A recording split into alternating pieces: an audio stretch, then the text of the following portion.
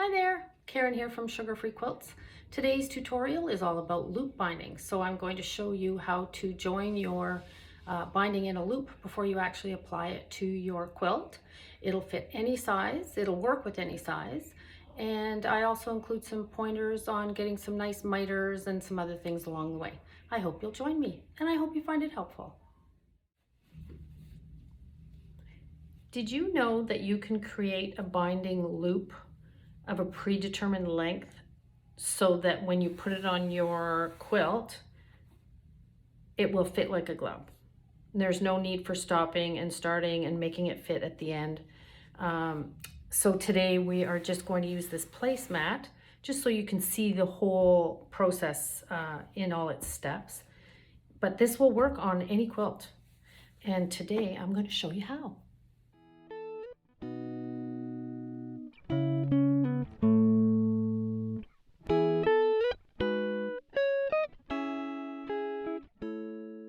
Determined how many widths of fabric we need. We've cut our strips and we're just going to lay them out, and as a quick refresher I will remind you how to join your pieces. So I've deliberately used a fabric with a print so that you can see the difference between the right side and the wrong side. So to start, we're going to flip the right side over and just simply swivel it. Okay, and then we're going to place it on top of the other one. I can move it along here just to show you. I'm going to use a black marker so you can really see. Now we're going to go from this corner and we're going to go where they join right here. And I'm just going to draw a line. That is going to be our stitching line. Now you can leave it there. You can move it over to the edge. And if you like, you can pin it. So what we're going to do is go to the machine and we are going to stitch right along that line. Okay, we're back. Here's our stitching line. Before I trim off my excess, I like to make sure I've done the angle correctly so that it's not going off over here somewhere. So I know I've done that correctly. So we are going to take our rotary cutter and we're going to place our stitching line on the 1/4 inch mark. We're going to trim that off and we're going to press it open. I like to press it open because it alleviates some of the unnecessary bulk when we fold our binding over, and it kind of spreads it out a little bit. So we're going to be doing this eventually. So it just helps alleviate some of that bulk. Let's go over the formula we'll use to cut our loop length. So we'll first get the circumference of our quilt, which is A plus B plus B equals C. And we'll take that above sum and we're going to add the width of our binding, 2.5 inches plus 1 inch. And the 2.5 inches and the 1 inch is a constant. So those three numbers, the circumference, the 2.5 and the 1, will give you the cut length of your binding strip. Now, if you're using a 2.25 inch binding, the formula is C plus 2.25, and that equals D. We don't add the inch. For some reason, I don't know why, but it works out. So we've joined our pieces, and with a larger quilt, of course, you may have 2, 3, and 4 or more widths of fabric for your binding. So what we're going to do now to prep to make the circle so that it's one continuous piece, so we're just going to fold it in half with no twists or anything like that, and we're just going to lay it out here. So what we want to do is, if we know that the cut length of our binding is 69.5, well, if I have it folded in half, I need to know what half of that is. So there's your half. So what I want to do is get an exact measurement of 34 3/4. So I'm going to start here on the fold. So here's the fold, and I'm just going to, and I like to lay this on a fabric surface. So here's my pressing board. The reason for that is this won't move. If you had this on a regular tabletop, chances of it shifting around are greater. So if you can even just put a sheet down or something, a piece of fabric, something that you can lay your binding on. So we're going to go, and I'm just going to gently so that, see how it's bubbling here? That's what I'm doing this in an effort to keep the measurement equal to the fabric. And I usually do this more than once. Now I'll just kind of gently, and you know what? Your measurements don't have to be perfect because there's always a bit of ease when you're sewing. So again, my number, half of the length of my binding is 34 3/4. So I'm just going to put a pin here. And I'm going to measure it again. I just want to make sure. Okay, so here we go, 34 3/4. Now, if you had a longer one and you needed to measure out 120 inches, and that was half, so you would fold your binding in half to 100, so you had 120 inches of, or more, of binding. And all you would do is move it along. So let's say I've measured here to 40 inches. I would put a pin here, then I would pull it down, lay it flat, lay this flat and measure another, say 40 inches. Put a pin in it until you get the desired length that you want. So for in this case, we just want the 34 3/4, which is half of our binding length. So now I'm just going to cut it on that line. I can make a mark here, take that pin out. I'm just going to square that off. Now we have our cut length of binding that we can go ahead and sew into a circle like a headband, and I will show you how to attach it to your quilt so that it fits like a glove. Okay, so we've got our binding here. It's our predetermined length, and I'm just going to show you with a smaller piece so that you can get an idea of what I'm going for here. We want to have a headband shape. We want to make sure it's not twisted in any way. So the best way to do that is to, again, fold your binding in half so that we don't have any twists at all. We're going to take it and we're going to lay it down like we did when we were joining our pieces, because that's what we're going to do. And as you can see, there are no twists. So again, we're going to join our ends, and we've got a predetermined length, so we don't have to worry that it isn't going to fit. So again, the process, flip it over, swivel it, put it on top, get our marker, or you can even do this. You can do fold it on a 45-degree angle. You can finger press, or you can draw that line there. You can pin it again if you like.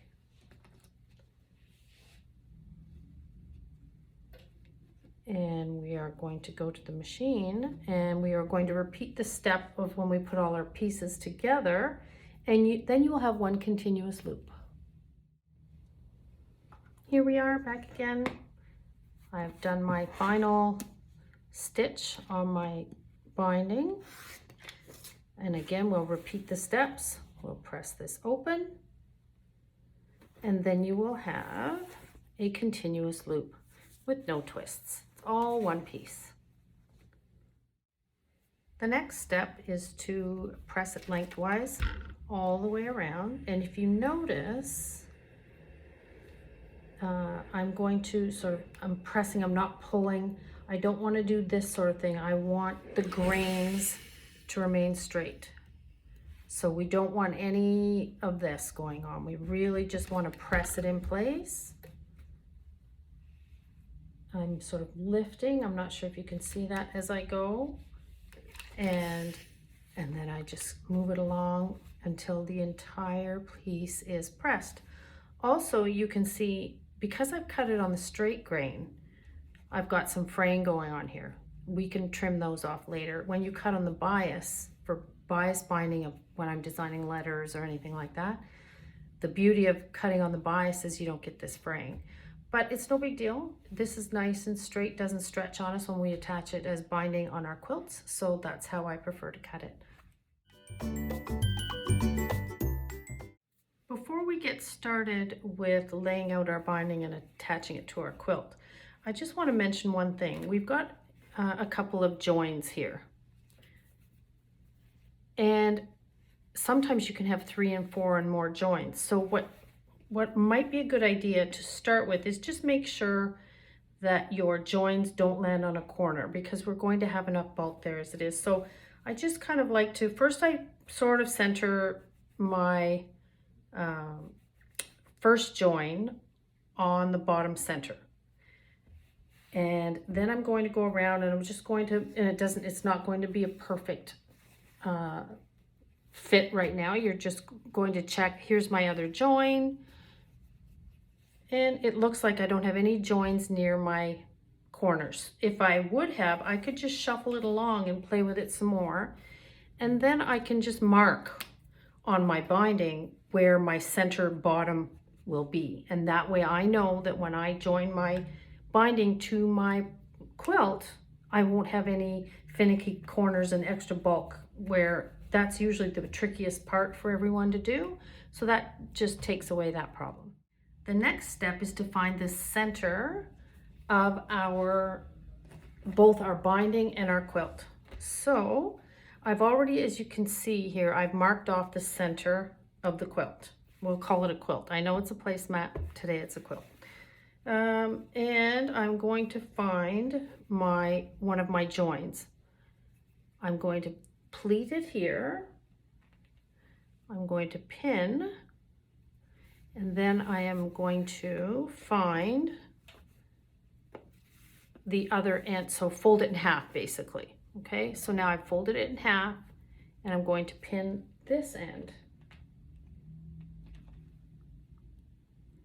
I also like to use one different pin for the bottom center, especially if I have a lot of joins, because I know that my yellow pin is what goes in the bottom here. If I use all the same pins, then I would probably lose track of where that first join is supposed to start. So now that I've got those two pins positioned, I'm going to position them on top of each other, just like that. And then I will find the center of that, or the halfway point of that, and I'm going to put a pin in it. And likewise, oops, at the other end, I'm going to find the halfway mark of that one and put a pin in it.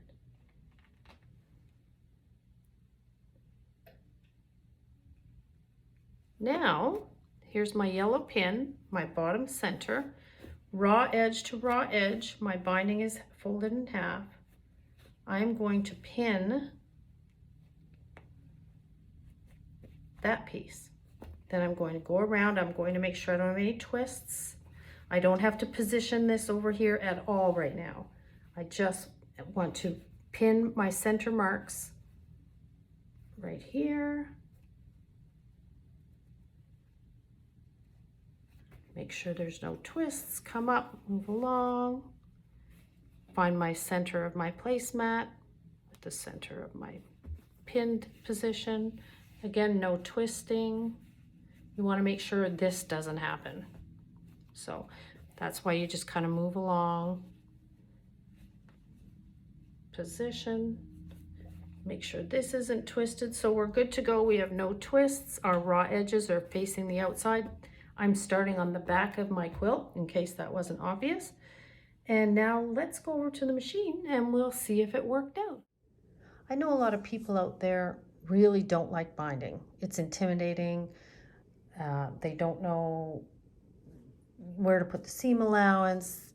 The corners are often an annoyance. So my goal today is to take away some of those annoyances. And one of the tips I have is that every time I make a quilt, every time I bind it, I always do a tester strip. So you've always got these pieces lying around from other quilts that you've done. What I'll do, and here's an exaggerated one. So I've got a piece of my binding that I will be using today, and I just run a tester strip. There's a seam allowance, very short, so this one's exaggerated, but as you can see, it's got way too big of a wrap around here. So what I would normally do then is take a wider seam allowance, but I've done a separate one here. So there is a new seam allowance I've done in black thread so you can see it. Now if I wrap it around, I'm not going to tug, I'm not going to pull on this or anything. We want it to be relaxed, and we don't want to fight with it, in other words, and it just covers the stitch from the other side. Okay, so that's what your goal is. And I do it 100% of the time, every single time. Okay, here we go. I've got my yellow pin. It's my bottom center of my quilt. And I'm just going to make a start stitch. We're going to back up a little bit. I've got my needle down, so when I come to a corner, it stays in the fabric. So now I just want to pull them gently to the same tautness, and I'm just going to, oops, I'm still in reverse. Here we go.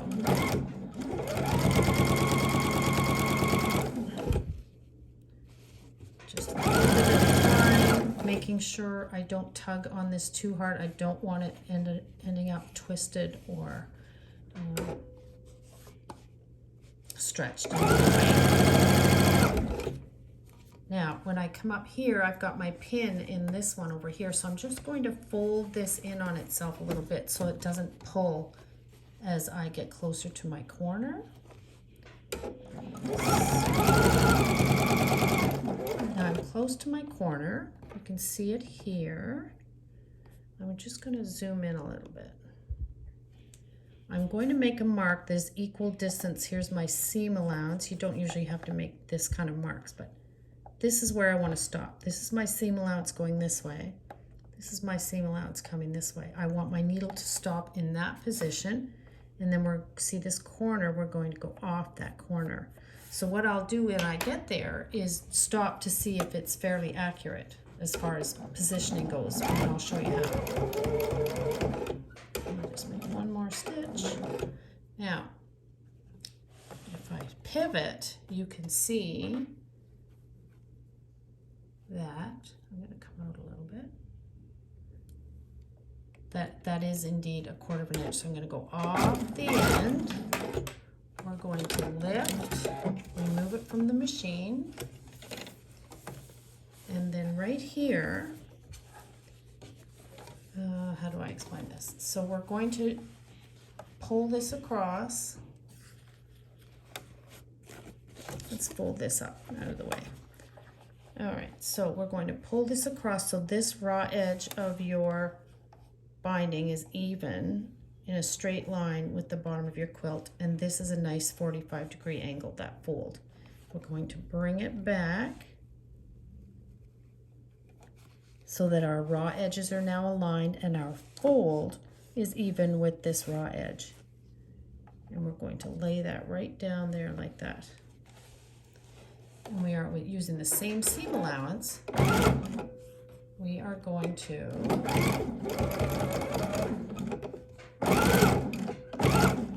now, I'm just going to try and zoom back out a little bit here. You can see that my binding is laying flat to my pin. And that must be true for the rest of the quilt because I have put the pins in at exactly the same spot. So let's go ahead all the way around and we'll see how that works out. And then I'll show you how to get some really nice corners on your binding.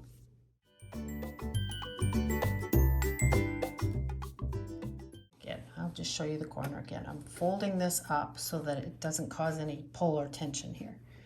So again, we're going to pull our binding, and having this diagonal stitch helps here so that our edges are parallel.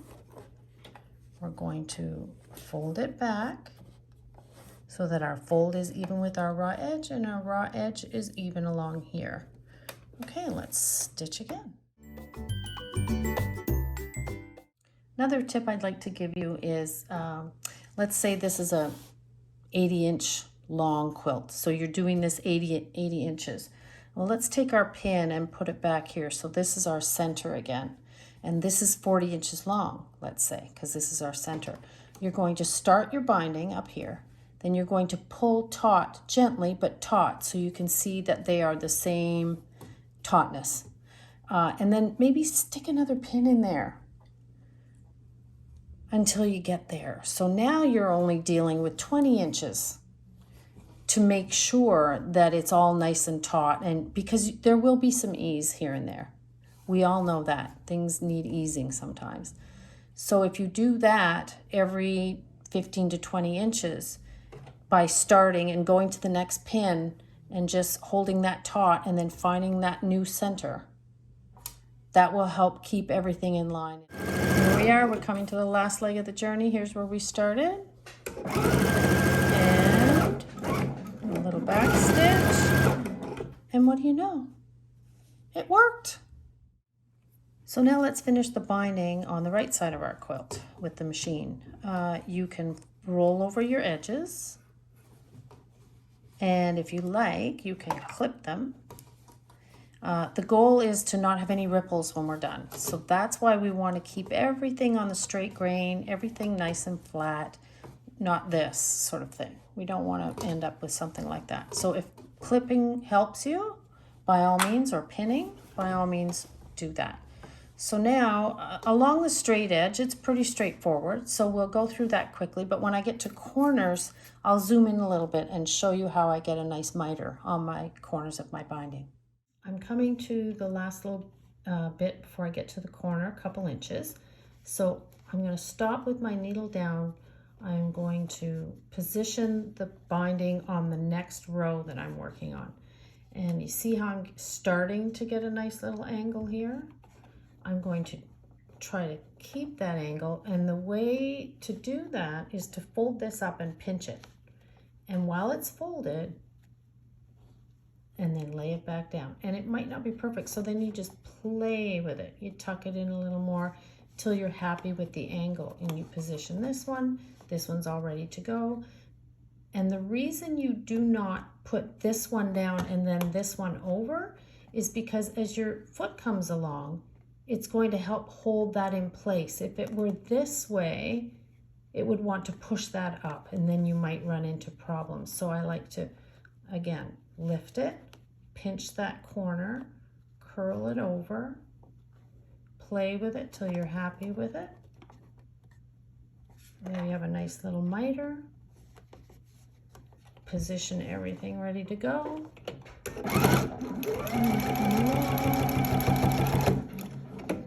Slowly as you get to the corner. There, swivel.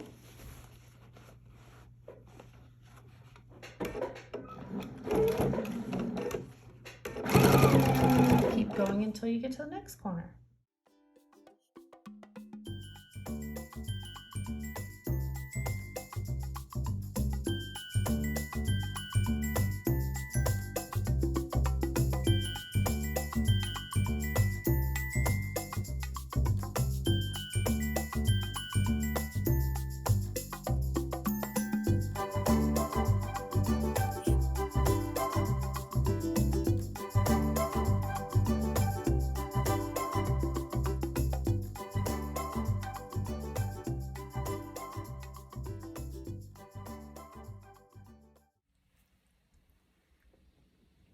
Well, there you go. Thanks for joining us today. That was my tutorial on loop binding. I'd love to hear how you make out when you give it a try. Maybe start with something small like a wall hanging. If you do like this video, just give us a like and maybe subscribe to our channel. Otley would love that. Thanks again for joining us.